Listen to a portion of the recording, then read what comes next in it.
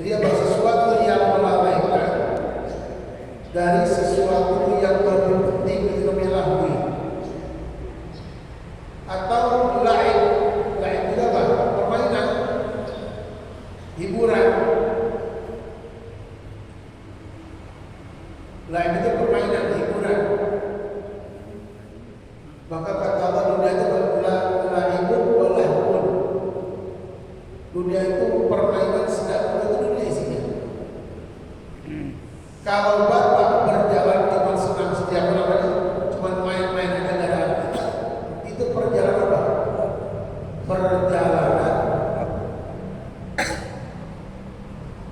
apa gue bilang? Makhluk. Mau kemana? Senang aja. Perjalanan yang cuma jalan aja. Itu makhluk. Cuma hiburan aja. Itu makhluk.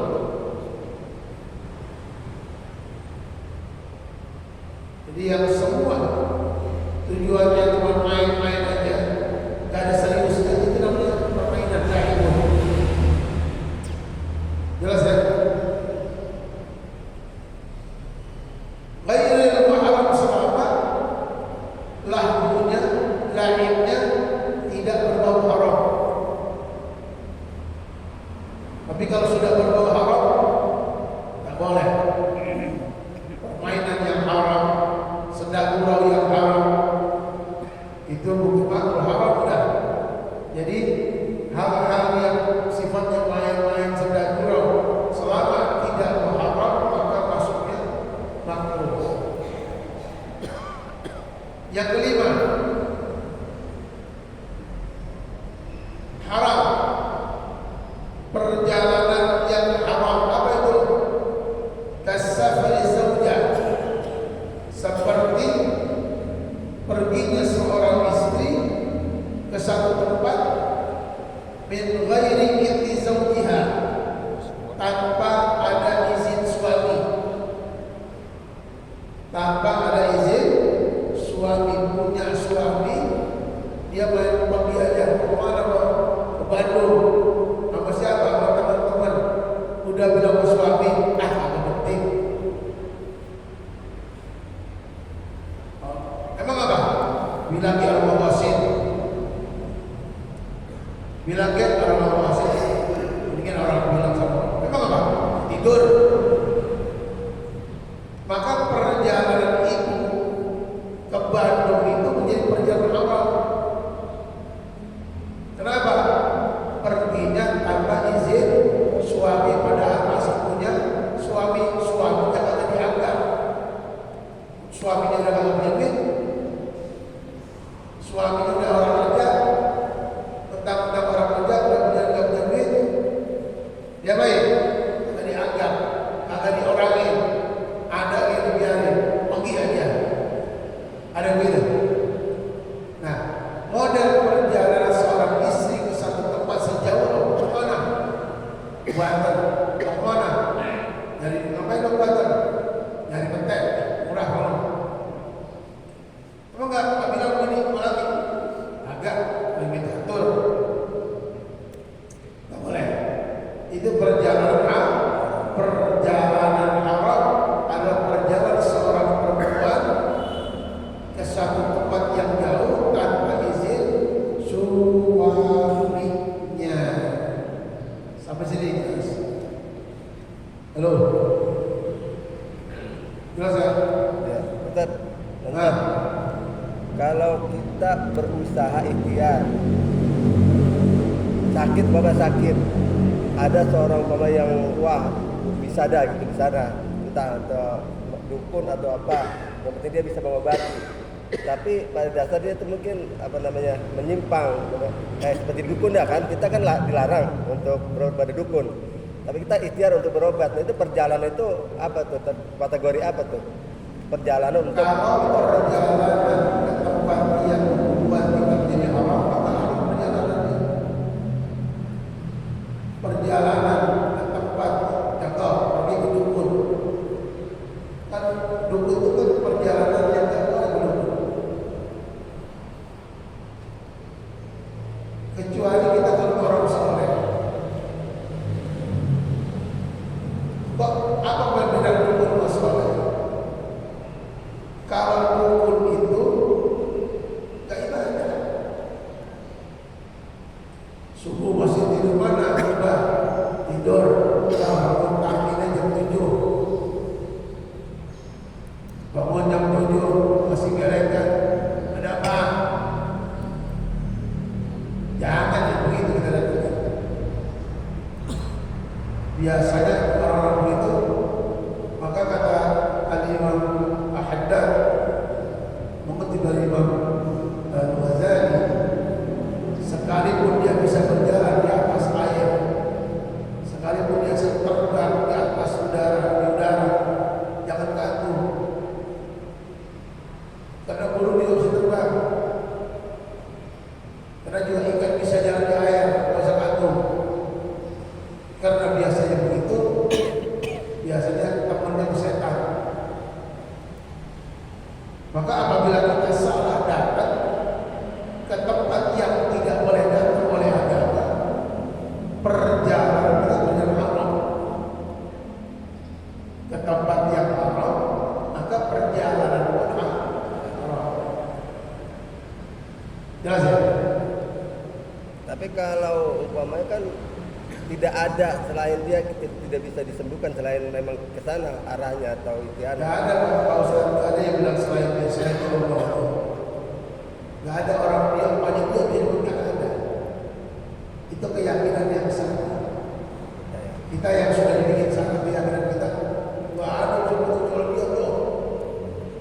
Akhirnya semua otak kita meyakini dia. Itu yang bahaya. Benar dikatakan la syifa'a illa Allah. Tidak ada yang dapat menyembuhkan semua penyakit hamba kecuali Allah. Nah, kita kemakan omongan, kita kemakan gosip. Udah dah, nggak bisa dia doang mau sono di mana? Di apa? Di sono. Bawa kamu air hitam, bah, kacau dah. Diharam ya. Iya, itu bahaya besar. Keyakinan hanya dia yang bisa menyembuhkan itu bahaya. Akhirnya kita buang kita menyingkirkan Allah, hanya menempatkan dia menyembuhkan. Seakan-akan dia menyembuhkan. Jangan benar. Maka dalam tauhid, wa may yaqul bin tawbi aw bil millati fataka kufrun 'inda ahli millati. Barang siapa yang meyakini segala sesuatu punya kekuatan, maka orang tersebut telah berbuat kufur menurut agama. Contoh, meyakini bodrek yang menyembuhkan itu bahaya. Menyembuhkan api yang membakar itu bahaya. Menyembuhkan pisau yang memotong itu bahaya menurut ahli tauhid. Karena segala sesuatu la yadurru wa la yanfa', tidak bisa memberikan bahaya, tidak bisa memberikan manfaat tanpa izin Allah. Buktinya, api tidak bisa bakar Nabi Ibrahim karena api tidak diizinkan oleh Allah untuk membakar. Ya, pisau tidak bisa memotong Sayyidina Ismail karena Allah tidak mengizinkan pisau memotong Nabi Ismail. Maka segala sesuatu yang di dunia tanpa izin Allah tidak ada apa-apanya. Bukan dokter yang menyembuhkanmu, bukan obat yang bikin sehat kamu, tapi semua hakikatnya Allah. Manusia hanya dituntut untuk berikhtiar, berusaha. Hakikatnya yang menyembuhkan Allah.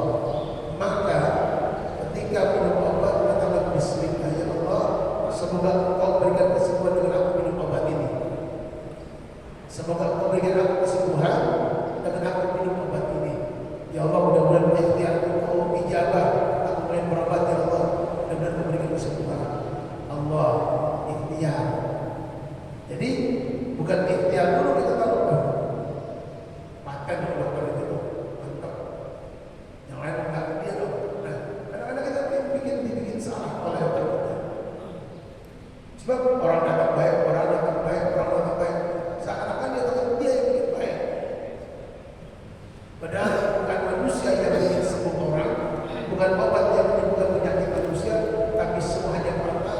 hakikatnya Allah. Itu kalau kita berbicara tauhid seperti itu. Gitu maksudnya. Baik. Apa ini? Haram menjadi haram apabila seseorang apa tuh? Apabila seseorang pergi tanpa izin suaminya, maka perjalanan seorang istri ke satu tempat yang jauh pun perjalanan haram. Sampai sini jelas? Qasrus salat. Qasrus salat. Mengqasar salat. Mengqasar salat. 4 jadi 2, 4 jadi 2, 4 jadi 2. Qasar. Semua yang 4 jadi 2 itu namanya qasar. Mana dalilnya? Wa idza darabtum fil ardi, apabila kamu bepergian fil ardi, di bumi, falaisa alaikum junahun, maka tidak berdosa kalian. Falaisa alaikum junahun, maka tidak berdosa kalian. Antaksuru, mengqasar minas salat, dari salat. Kata Allah, apabila kalian bepergian di muka bumi ini, maka tidaklah kalian berdosa. Apa itu? Mengqasar salat. Silakan boleh berdosa, tidak dosa. Kalian tidak berdosa apabila kalian meringkas salat kalian yang 4 menjadi saat kalian bepergian. Ini ayatnya. An-Nisa 101. An-Nisa 101. Ayat yang menjelaskan tentang qasar salat. Apa qasar? Meringkas, memangkas. Yang 4 jadi 2. Zuhur jadi 2. Asar jadi 2. Isya jadi 2. Namanya qasar. Zuhur, asar, isya. Itu yang bisa diqasar. Ada lagi salat yang bisa diqasar: zuhur, asar, isya. Maghrib nggak bisa diqasar, subuh nggak bisa diqasar. Jelas? Bapak jalan naik mobil, mau kemana bang? Mau ke Jogja, lihat anak, tengok anak naik kuliah. Siap? Apa jalan? Besok Cirebon, Bogor, mobil sendiri. Ya udah, saya pengen qasar saja. Apa niatnya? Allah, saya niat salat fardu zuhur qasar. Saya niat salat fardu zuhur di qasar. Akbar. Kalau sendiri berjamaah, makmuman atau imam akbar. Berapa salat zuhurnya? 2. Aslinya 4. Selesai salat zuhur, udah selesai. Dia cuma salat zuhur doang. Habis itu jalan. Asar dia berhenti lagi. Salat asar. Dia salat asar lagi 2. Berarti apa? Mengqasar zuhur, mengqasar asar. Zuhur di waktunya, asar di waktunya. Karena dia mengambil qasar. Jelas? Apabila Bapak berhenti setiap waktu, zuhur 2, asar 2, isya 2, berarti Bapak cuma mengambil qasar saja. Karena kita lagi bicara qasar. Jangan masukin dulu jangan. Jangan masukin zaman dulu. Kita lagi ngomong qasarnya. Kita mau qasar. Jamak masalah, qasar masalah beda. 2 masalah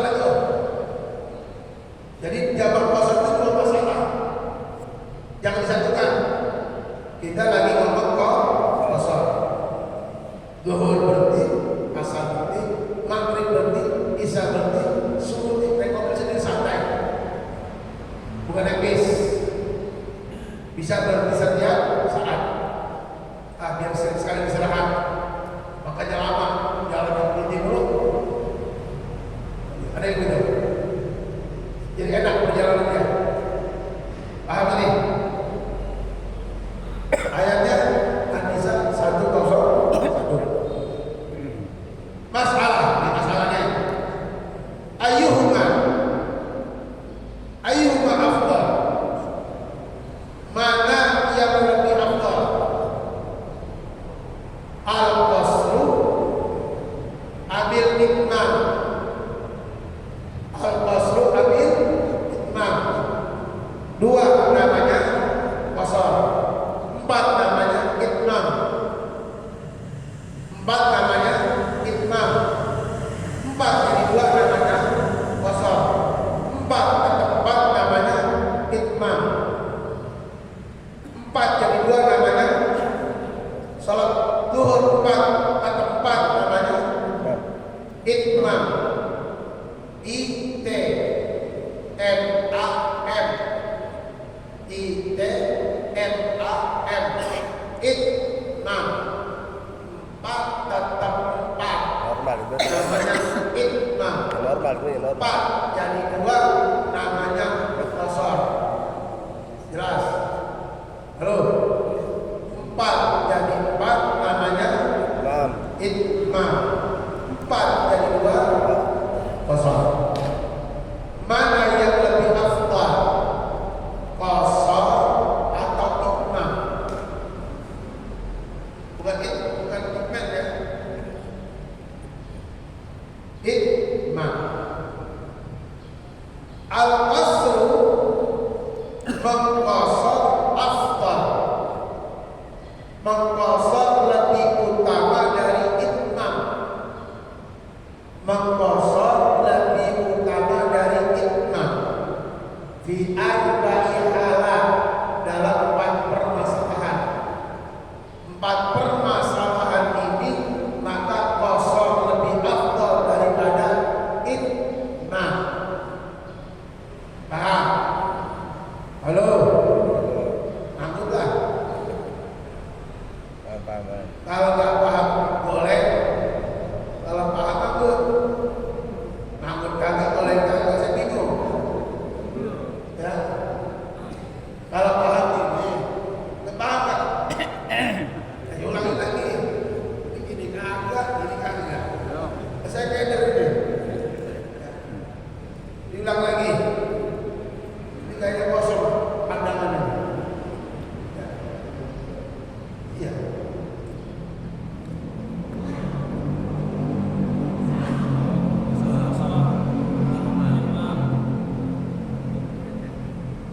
Mana yang lebih afdal? Mana yang lebih afdal?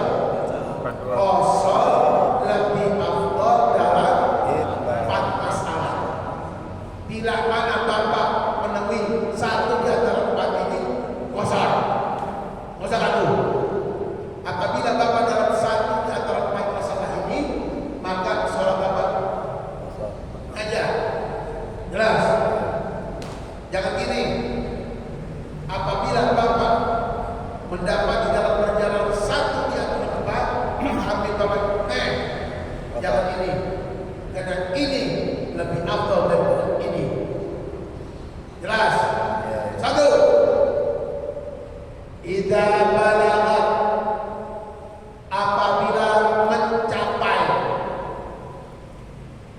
masafatus safari, jarak perjalanan, salasa marahil, 3 marhalah. Apabila jarak tempuh yang Bapak bakal tempuh tujuannya 3 marhalah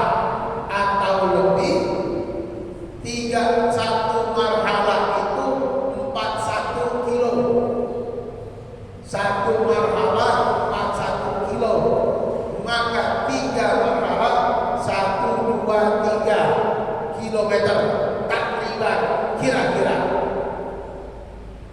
Mau kemana Pak? Saya mau ke Tegal. Tegal ada nggak 1, 2, 3? Hitungnya dari Kerawang, bukan dari rumah. Hitungnya dari Kerawang. Kalau kita nyetam, kalau kita pulang, hitungnya dari Cawang, sudah keluar dari Bekasi. Mana? Kalau ke Solo ke barat, bukan Bekasi mana? Pulau Gebang. Pulau Gebang. Mana? Pulau Gebang. Pulau Gebang saya. Pulau Gebang. Ya. Kalau lewat tol, Ya. Lender. Klender, Pondok Kelapa. Jawa ya. Pondok Kelapa, Kalimalang. Nah, pokoknya kalau sudah bukan Bekasi itu titik nol. Luar. Kerawang kalau ke timur, titik nolnya Kerawang.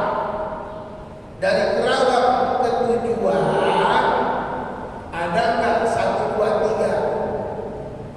Lebih Ustaz, kosong. Jauh, ada 400 kilo, kosong, afdol ketimbang begini. Jelas kan? Apabila jarak tempuhmu bakal kamu tempuh nanti di atas 1, 2, 3, kosong jangan begini. Ini udah enak, afdol lagi. Begini banyakkan, begini digital. Kalau begini cakepan, afdal apabila perjalananmu dari mencapai 1, 2, 3 atau lebih. Nih, tuh, ini yang berapa udah ngaji. Jelas, jelas. Furujan min khilaf. Karena kalau itu kamu keluar dari silang pendapat. Kalau kamu ambil kosong, kamu sudah keluar dari perdebatan. Kenapa? Man aujabahu, karena ada ulama yang sudah mewajibkan, wajib. Kalau sudah 3 marhalah, wajib kosong. Siapa dia? Kal Imam Abi Hanifah, seperti mazhab Hanafi. Mazhab Hanafi kalau sudah 3 marhalah maka wajib kosor. Maka kita ikut kosor. Enak, afdol, cepat. Bacanya innamallahu. Kan keren. Dikasih efek, dikasih ringan, dikasih sedep sama Allah. Bisa mau ambil. Nih. Jelas.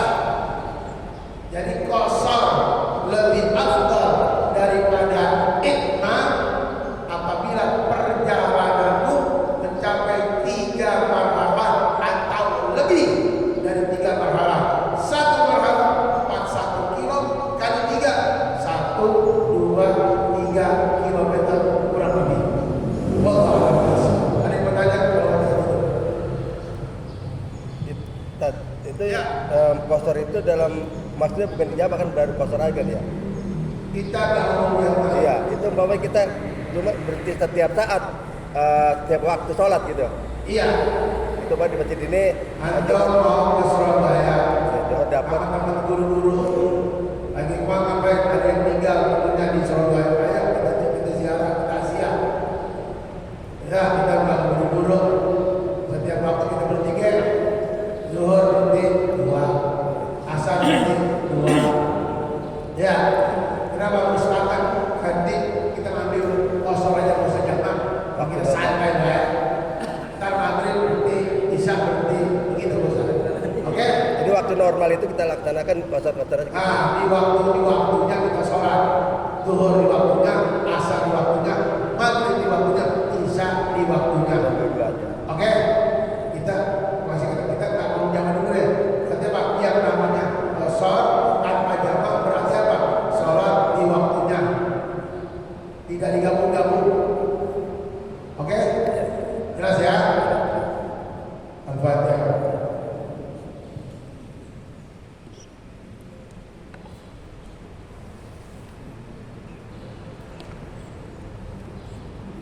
Ya Rabbana tarafna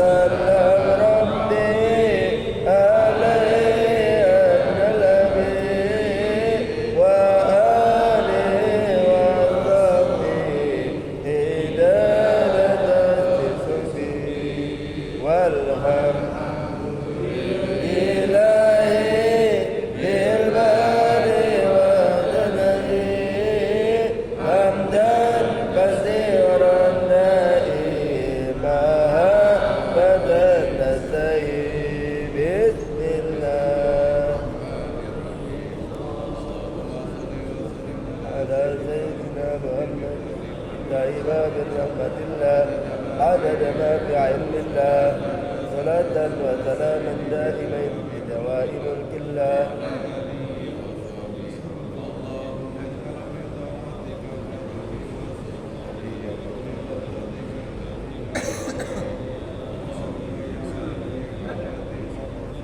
وعلى الثرائي والمؤمنين هاجتي واغفر لي ذنوبي